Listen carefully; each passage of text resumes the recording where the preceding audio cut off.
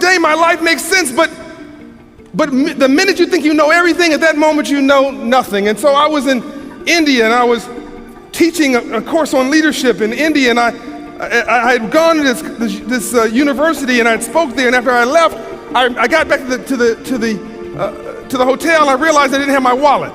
And so I called the hotel, and I said, "Can you please bring the card back? They have my wallet." And they said, "I'm sorry, sir, we don't have a card. That was a taxi we used." And so they tried calling the taxi company, nobody answered the phone. They tried again, and nobody answered the phone. And I became a little cynical. I went from hopeful to skeptical to cynical, and I started thinking the worst of people. And of course, I said, "Well, my wallet is gone." By midnight, they called and said, "We're still trying. He's not answering the phone," the taxi cab driver. But at 2 in the morning, they called and said he answered his phone. His phone was off. He's coming back to your hotel with your wallet.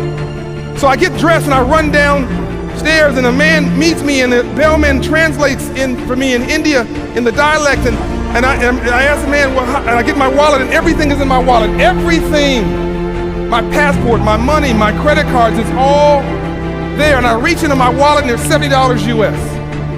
I asked the man through a translator, "What do you make a month?" He says about 2,500 rupees, which at that time was about $70 US. So I reach out and I say, "Let me give this $70 to you. This is my way of saying thank you." And the man says, "No." I said, "No, I don't think you understand. I have 1 month's salary for you. I want to say thank you. Here's $70. And the man says to the translator, "No." And I said, "There must be a translation problem here. I'm talking about paying you. I'm talking about giving you a month's worth of your salary." One more time, he said, and this time he became a little visibly angry. He said, "I told you no. I didn't bring you your wallet because I wanted a reward. I brought you your wallet because it's your wallet." Now, this may not sound like an incredible story, but think what would have happened if I had lost my wallet in a taxi in New York City or a big city anywhere in the world. Think about the chance of me getting my wallet back. Think about it and be honest with yourself now. This is a slum, so they call it, in India.